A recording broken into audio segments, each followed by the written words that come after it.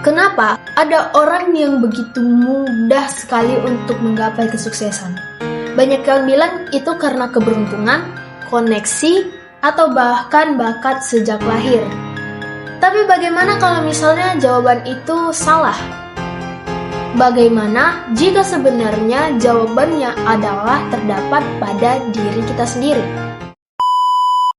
Hai, perkenalkan nama aku Sasta Olivia, dan hari ini aku akan menceritakan ulang kembali buku yang aku baca. Dan buku yang aku baca ini berjudul The Lost Secret of Success, karya Bapak Hari Utomo. Beliau merupakan salah satu seorang pelatih pengembangan diri, motivator, dan pembicara publik. Nah, tentunya isi buku ini membahas tentang bagaimana definisi sukses kita sebenarnya, baru apa sih pengembangan diri itu, seberapa penting pengembangan diri, seberapa penting attitude, dan apa aja yang menghalangi kesuksesan kita. Dan banyak lagi tentang kesuksesan yang dibahas pada buku ini. Buku ini disajikan dalam bentuk sesi tanya-jawab. Jadi kita pembaca itu lebih mudah memahaminya karena disajikan dalam format sesi tanya-jawab. Dan pada video ini, aku akan membahas bab 1 sampai bab 6. Bab 7 sampai bab 12 akan aku bahas di video selanjutnya. Oke, jadi kita masuk ke bab yang pertama, yaitu definisi menentukan kesuksesan Anda. Kita masuk bab pertama dari buku ini. Bab ini membahas bagaimana penulis membawa kita untuk memahami sebenarnya apa definisi kesuksesan menurut pandangan pribadi kita. Apa saja dasar-dasar pengembangan diri, hubungan sukses dengan kepuasan diri, apa saja penghalang sukses seseorang, apakah rasa emosional berperan dalam proses kesuksesan, dan apa hubungan cita-cita dengan kesuksesan. Kesuksesan ini sendiri juga berkaitan dengan pengembangan diri dan faktor lainnya. Pengembangan diri ini merupakan salah satu faktor dari meraih kesuksesan, karena penting bagi kita untuk memahami pentingnya pengetahuan dan pemahaman dasar dalam mencapai kesuksesan. Di dalam buku ini, penulis menyampaikan bahwa sebab jika kita tahu apa hakikat pengembangan diri dan faktor-faktor fundamental apa yang kita harus kuasai, hasil yang luar biasa bakal diperoleh dari proses tersebut. Terkadang banyak orang yang kurang memahami inti pengembangan diri, ataupun mereka tidak tahu bagaimana langkah-langkah selanjutnya, dan bingung pada diri mereka sendiri, sehingga mereka tidak mendapatkan apa yang mereka harapkan, bahkan mereka tersesat dan berhenti di tengah jalan. Seperti contoh kasus yang dialami penulis ketika ia sedang mengajar di kelasnya. Di kelasnya tersebut, berbagai peserta dari latar belakang yang berbeda-beda. Ada pengajar, dosen, profesor, ustadz, jangkis, pengangguran, dan lain sebagainya. Di kelasnya, banyak orang-orang besar yang sudah punya segalanya tapi masih ragu dan menganggap dirinya bukan siapa-siapa. Itu artinya, mereka telah melakukan cara yang salah dalam proses pengembangan diri mereka. Orang yang benar-benar mengenal diri mereka akan berdiri tegak dan akan menjadi manusia utuh. Dan cara inilah yang harusnya mereka gunakan. Dasar dari pengembangan diri adalah keyakinan realistis terhadap diri kita sendiri. Seperti salah satu kutipan di buku ini, sebenarnya yang harus dimiliki dalam pengembangan diri adalah self-confidence. Ketika orang mampu memiliki self-confidence yang baik, mereka akan mudah memahami diri mereka sendiri dan mampu mengembangkan diri mereka dengan cara yang benar. Setelah kita memahami dasar-dasar pengembangan diri dalam meraih kesuksesan, hal selanjutnya yang perlu kita pahami lagi adalah definisi sukses yang sebenarnya. Definisi yang dimaksud di sini adalah definisi menurut pandangan pribadi kita, bukan secara umum. Misalnya, sukses itu berarti orang kaya yang punya segalanya, atau orang sukses itu orang pintar. Sebenarnya ini adalah konsep sukses yang keliru, karena penulis menyampaikan bahwa sukses itu ketika kita meraih apa yang kita cita-citakan. Itulah definisi kesuksesan. Ketika orang sudah berhasil menggapai kesuksesannya, mereka akan merasa bahagia. Dan itulah sebabnya mengapa aspek cita-cita yang paling penting dalam definisi sukses. Adapun level yang lebih tinggi selain kebahagiaan dalam menggapai kesuksesan, yaitu kedamaian. Saya menemukan orang yang bahagia, tetapi hatinya tidak damai. Sebenarnya, selama kita bernapas, hal terpenting adalah kedamaian. Begitulah yang disampaikan oleh penulis. Jadi, dalam menggapai kesuksesan, kita harus menemukan kebahagiaan dan kedamaian. Dalam menggapai kesuksesan, pasti ada penghalangnya, yaitu tidak punya visi, misi, dan tujuan hidup. Jadi penghalang kesuksesan itu pertama-tama karena orang tidak punya tujuan hidup. Kalau orang tidak punya tujuan hidup dan cita-cita, ia mungkin tidak akan mencapai kesuksesan. Kalau orang tidak punya cita-cita, tidak ada emosi untuk mencapai keberhasilan. Atau ketika ia punya cita-cita, ternyata cita-citanya itu tidak memiliki dasar cinta. Kalau cita-cita tidak memiliki dasar cinta, kemungkinan besar ia akan gagal. Kenapa harus cinta? Karena sesungguhnya energi terbesar itu terletak pada cinta.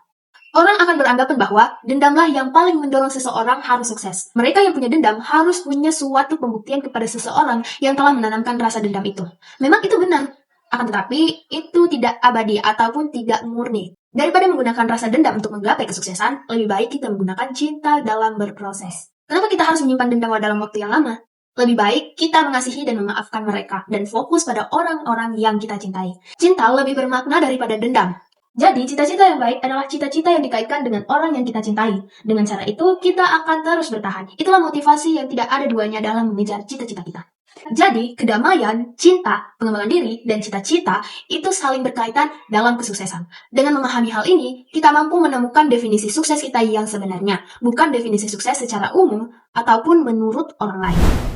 Bab 2. Mana yang lebih mulia? Sukses atau bahagia? Di bab 2 ini kita akan diajak untuk berdiskusi lebih mendalam mengenai makna sukses dan bahagia sebagai landasan cita-cita dan pencapaian hidup kita. Bab ini juga menegaskan pentingnya pengembangan potensi diri dalam mencapai kesuksesan sejati. Mungkin banyak orang-orang yang sudah mencapai kesuksesannya, tapi ternyata mereka merasa kurang bahagia. Itu artinya mereka belum menetapkan satu tujuan ataupun cita-cita yang besar. Sukses itu tidak ada ujungnya, jadi kita sendirilah yang harus membuat ujungnya. Kalau kita sudah menentukan ujungnya, hidup kita akan fulfilled atau terpenuhi. Manusia itu merupakan makhluk yang unik. Pasti setiap manusia tidak akan menelan perkataan manusia lain dengan mentah-mentah. Sama halnya dengan manusia, sukses pun bersifat unik. Ukuran kesuksesan tidak bisa distandarkan. Tapi dunia ini mencoba menstandarkan itu dengan satu parameter yang naif, atau standar-standar kesuksesan yang hidup dalam masyarakat. Misalnya yang dikatakan sukses itu adalah ketika punya mobil mewah, kekayaan melimpah, dan bisa kemana saja. Itu merupakan definisi sukses yang sering dipakai dalam masyarakat dan disamaratakan. Padahal sebenarnya sukses itu bisa berbeda-beda untuk setiap orang. Karena sukses itu ketika kita mendapatkan semuanya dengan keadaan yang damai. Dalam menggapai kesuksesan ini pun penting bagi kita untuk mengembangkan potensi diri. Ibarat kita punya pisau yang semakin diasah semakin tajam. Itulah potensi diri. Jika tidak diasah, maka tidak akan berguna atau tidak akan menjadi apapun. Potensi manusia itu tidak bisa diukur. Otak manusia hanya mampu menyerap 5% dari apa yang ada di alam semesta. Sedangkan 95%-nya lagi belum mampu dideteksi manusia. Artinya, terdapat 95% yang belum diketahui keberadaannya, tapi sebenarnya ada. Akan tetapi, potensi itu sesungguhnya bisa dideteksi ataupun ditelusuri dengan mudah melalui bakat mereka. Setiap orang pasti punya bakat yang berbeda-beda. Ada yang punya bakat yang membutuhkan waktu lama untuk mengembangkan diri, dan ada juga yang berkembang dengan pesat dalam waktu yang singkat. Kenapa bisa begitu? Apakah bakat itu punya DNA? Sebenarnya tidak ada hubungannya dengan DNA, karena DNA itu pasti akan berubah-ubah seiring dengan waktu. Yang terjadi adalah karena adanya perubahan, di mana perubahan itu harus dipancing dan dibangkitkan. Sebab kalau dibiarkan, bakat itu akan memudar dan sulit untuk berkembang. Dalam pengembangan potensi diri, kita harus punya minat yang tinggi untuk berkembang. Kalau kita punya bakat tapi nggak ada minat, itu tidak akan membawa kita kemanapun. Kita akan tetap di situ-situ saja. Penulis mengatakan dalam bukunya, jadi carilah bakatnya, lalu tunggangi bakat itu dengan minat yang besar. Maka ia akan menjadi seseorang. Tetapi seseorang yang tidak punya bakat sekalipun, kalaupun punya minat yang kuat terhadap bidang tertentu dan menggelutinya, akan tampil sebagai seseorang. Jadi, hal terpenting dari potensi adalah minat. Jangan lupa, minat akan timbul kalau kita memiliki dream yang kuat. Bab 3. Apa yang sedang Anda kejar? Kekayaan atau kebahagiaan? Pasti kita tidak akan membantah argumen kalau kesuksesan ini tentang kelimpahan materi. Karena sejak kecil, kita sudah ditanamkan bahwa kesuksesan memang seperti itu. Itulah kenapa penulis mengatakan pada bab sebelumnya, kita harus menemukan definisi sukses versi kita supaya kita bisa hidup dalam kedamaian dan kebahagiaan di kesuksesan itu. Bab 3 ini akan dibahas apa sebenarnya hubungan antara kekayaan dan kebahagiaan. Apakah orang yang sudah sukses pasti bahagia? Bagaimana kita menerima diri tanpa harus berpura-pura? Semua ini akan dibahas pada bab 3 ini. Penulis mengatakan, gapailah sukses dan kekayaan, namun jangan lupa bahwa yang terpenting adalah kebahagiaan. Pada bab 1 dan 2, penulis selalu menekankan kita untuk harus hidup bahagia dalam kesuksesan kita. Orang yang punya kekayaan terkadang tidak selalu bahagia, walaupun mereka bisa mendapatkan apapun dengan kekayaan mereka. Memang uang bisa membeli segalanya, bahkan bahagia kalau ada uang, pasti kita bisa membeli apapun yang buat kita bahagia. Namun, itu hanya memberikan rasa nyaman dan senang saja, bukan kebahagiaan yang sejati.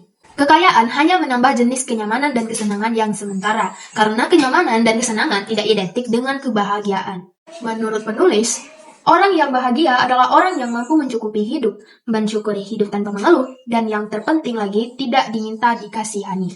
Bahagia itu lebih kepada jiwa dan semangat kita, kalau kesenangan lebih ke duniawi dan jangka pendek. Misalnya, kita sudah punya banyak uang untuk pergi ke Eropa, sampai di sana kita merasa senang. Begitu kita pulang dari sana, semuanya hilang. Tidak seperti pertama kali sampai di sana. Itulah yang dimaksud dengan kesenangan, yaitu bersifat jangka pendek. Kalau yang dikatakan dengan kebahagiaan, itu harusnya itu bersifat jangka panjang. Jadi menurut penulis yang terpenting dalam kesuksesan adalah kebahagiaan. Seperti yang dikatakan penulis pada bukunya, bahagia itu saat kita merasakan sesuatu yang indah dalam hati kita, sesuatu yang menyenangkan, menyegarkan, membuat kita tersenyum dan bersyukur. Orang yang dikatakan sukses adalah orang yang bahagia, tidak terganggu ataupun terintimidasi oleh orang lain. Ia akan merasa damai dalam hidupnya, nyaman dengan dirinya sendiri, nyaman dengan keberadaannya, dan memandang hidup secara positif. Orang yang punya kesuksesan sejati adalah orang yang hidup apa adanya, menerima dirinya secara utuh. Kita harus menjadi diri sendiri, berdamai dengan diri sendiri, membuka topeng, dan tampil apa adanya. Orang yang tidak bisa menerima dirinya sendiri akan kesulitan untuk percaya diri, sulit meraih yang terbaik dalam hidupnya, dan akhirnya sulit menemukan kebahagiaan. Menjadi orang yang bahagia membutuhkan perjuangan, salah satunya menerima diri apa adanya. Bab 4. The Power of Deal With.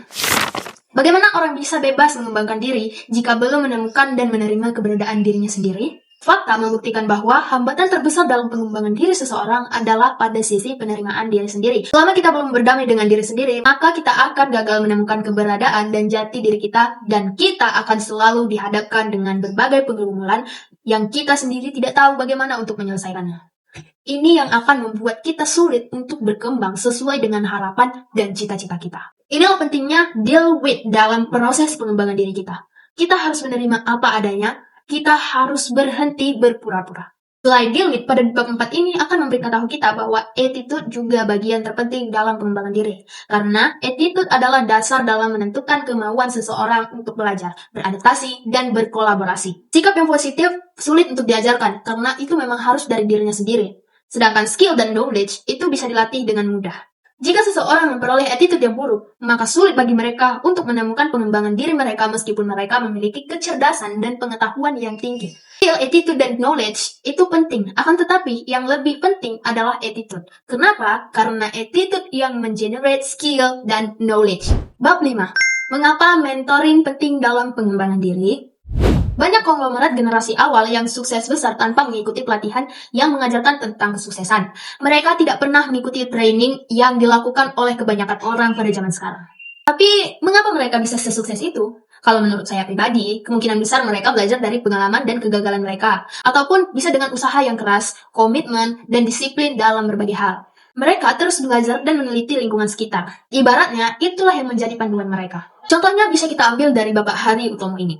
Selama ia membangun karirnya, ia tidak memakai seorang mentor dalam memimpin perjalanan karirnya. Ia punya komitmen, yaitu harus bisa memotivasi orang sebanyak mungkin. Sehingga orang-orang yang termotivasi oleh Pak Hari Utomo ini menggapai hasil yang sesuai harapan mereka. Seiring berjalannya waktu, proses itu terus berjalan tanpa ia sadari dan bisa menjadi seorang motivator sukses yang membantu banyak orang untuk mengejar kesuksesan mereka. Walaupun orang sukses generasi sebelumnya sangat sukses walaupun tidak menggunakan mentoring, bukan berarti mentoring itu tidak perlu. Justru itu perlu supaya kita punya langkah yang terarah, tidak ambigu. Bab 5 ini akan membahas pentingnya mentoring dalam perjalanan sukses kita, supaya kita ada panduan yang terarah dan kita tidak ambigu sebenarnya kita ini mau kemana.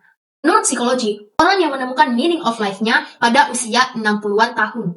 Maka dari itu, kita perlu mentoring supaya kita lebih cepat menemukan makna hidup. Jika menggunakan mentoring, akan lebih terarah dan tidak membuang-buang waktu. Dalam mencari seorang mentor pun, kita harus sesuai dan tepat. Seorang mentor itu harus tidak pelit ilmu. Seperti yang dikatakan penulis dalam bukunya, mentor adalah orang yang ketika kita ingin bertanya, ingin mendapatkan ilmu, orang itu siap membagikan ilmunya. Katakan lagi, mentor yang baik ketika tidak mendrive hidup orang. Sebab setiap orang punya misi hidupnya sendiri. Setiap orang unik dan tidak dapat diarahkan harus seperti kita. Sebenarnya sejak kecil kita sudah punya mentor. Mentor yang paling pertama, yaitu orang tua kita. Kita selalu diarahkan untuk hal yang baik. Selalu mengajari kita sampai kita bisa melakukan hal tersebut. Mentor yang baik idealnya orang tua kita karena mereka terkait erat dengan darah kita. Sedangkan yang lain bersifat temporer. Orang tua kita mengarahkan kita ke hal yang membuat kita suatu hari nanti sukses. Salah satunya adalah dengan pengembangan diri dalam jalur akademik. Tapi yang perlu diingat di sini adalah pengembangan diri seseorang itu bukan hanya berasal dari prestasi akademik saja. Pengembangan diri itu luas. Seperti bagaimana cara seorang anak yang sedang menghadapi masalah mampu menanganinya dengan baik. Jaga emosi, bagaimana menghadapi rasa kekecewaannya, dan bagaimana mengambil pelajaran dari kesalahan dan kegagalan. Dalam pengembangan diri, kita butuh proses, bukan terjadi secara instan. Di dalam halaman 79, ada pertanyaan, apakah efektif kalau training didapatkan? Banyak training dipadatkan menjadi misalnya 2 atau 3 hari saja. Penulis memberikan jawaban dengan membuat sebuah gambaran bagaimana jika kita menerima hal yang instan. Beliau mengatakan bahwa orang yang sedang belajar berenang atau karate dalam waktu 3 hari akan berbeda hasilnya dengan orang yang belajar renang dan karate dalam waktu 3 minggu. Orang yang belajar berenang dalam waktu 3 hari memang akan mendapatkan hasilnya, tapi tidak sebanding dengan hasil orang yang belajar 3 minggu. Bisa saja orang yang belajar 3 minggu ini mendapatkan ilmu yang lebih tinggi lagi. Jadi intinya, dalam pengembangan diri itu pasti ada prosesnya. Bisa dalam jangka waktu yang panjang, bisa juga dalam waktu jangka yang pendek, tergantung dari bagaimana batas kemampuan orang tersebut. Bab 6. Siapa penghalang sukses Anda? Pada bab 6 ini sebenarnya lebih ke apa sebenarnya penghalang kita menuju kesuksesan. Apakah itu dari orang lain atau malah justru dari kita sendiri. Ternyata penghalang sukses kita itu adalah diri kita sendiri. Kenapa begitu? Terkadang kita bisa lepas tanggung jawab pada kesalahan atau kegagalan yang kita alami. Kita sering menggunakan berbagai alasan supaya kita bebas dari kesalahan atau kegagalan yang kita alami. Tapi memang itu sebenarnya hal yang manusiawi. Setiap orang pasti pernah melakukan hal itu, karena itu adalah bagian pertumbuhan mental dan jiwa seseorang. Itulah mengapa pada bab 6 ini akan membahas tentang bentuk dari penghalang kesuksesan itu, seperti mental block, alasan tidak punya skill yang memadai, tidak punya bakat dan minat yang bagus, tidak punya tekad yang kuat, tidak punya modal ekonomi yang cukup, kurang motivasi, tidak punya relasi, dan lain sebagainya. Mental block sering dianggap sebagai penghalang kesuksesan. Pada training Pak Hari, ia mengingatkan setiap peserta bahwa ini sangat berbahaya. Intisarinya, mental block ini adalah rasa takut. Rasa takut ini mempengaruhi seseorang untuk menunda proses kesuksesan mereka. Misalnya, mereka belum memulai karena mereka takut gagal, takut mendapatkan nilai yang buruk, takut dikucilkan. Padahal mereka belum memulai apapun. Itulah kenapa dikatakan ketakutan manusia itu sebenarnya hanyalah ilusi. Manusia takut untuk membuka topeng yang sudah lama mereka pakai untuk menjalani hidupnya. Setiap orang pasti punya ketebalan topeng yang berbeda-beda. Karena sudah terlalu lama mereka menggunakan topeng tersebut, mereka lupa pada diri mereka sendiri. Lupa pada keaslian dan jati dari mereka. Tapi pada training yang diadakan oleh penulis ini, dan ia menuliskannya pada buku ini, bahwa di training tersebut akan membantu kita untuk melepas topeng itu dan menjadi apa adanya. Secara tidak langsung, proses ini akan perlahan menghapus mental block dalam diri kita. Ini akan membuat kita menjadi lebih bebas dan potensi-potensi yang ada di dalam diri kita mulai terbuka. Setelah mental block, selanjutnya ada kurangnya skill. Kurangnya skill juga bisa sebagai penghalang kesuksesan kita. Keahlian, keterampilan, ataupun skill juga termasuk kategori bakat. Orang yang menyatakan tidak ada ini, tidak ada itu karena tidak punya bakat, sebenarnya mereka bermaksud mengatakan tidak punya skill. Selain orang yang tidak punya bakat sama sekali, ada orang yang punya bakat tapi tidak ada rasa minat dalam mengembangkan bakat yang ia punya. Padahal kalau mereka punya minat untuk mengembangkannya, mereka mungkin bisa mendapatkan lebih dari apa yang mereka bayangkan. Orang yang tidak punya tekad dalam dirinya akan menganggap mimpinya biasa saja, tidak ada apa-apanya. Maka dari itu, tekad harus diperkuat dengan adanya emosi supaya orang bisa berambisi. Orang sering mengatakan penghalang kesuksesan itu karena kurangnya modal. Kalau dari buku yang saya baca, Pak Hari Utomo ini lahir dari keluarga yang sederhana. Ayahnya seorang pekerja di perusahaan yang menjual berbagai jenis timbangan, sedangkan ibunya bekerja sebagai karyawan di pabrik adik ibunya. Bisa dikatakan beliau ini lahir dari orang tua yang tidak mewariskan apapun. Jadi pertanyaannya, kenapa beliau bisa sesukses itu? Itu karena beliau menanamkan suatu modal pada dirinya, yaitu cita-cita. Cita-cita ini pasti diiringi impian yang besar dan tekad yang tinggi. Makanya beliau bisa sesukses itu.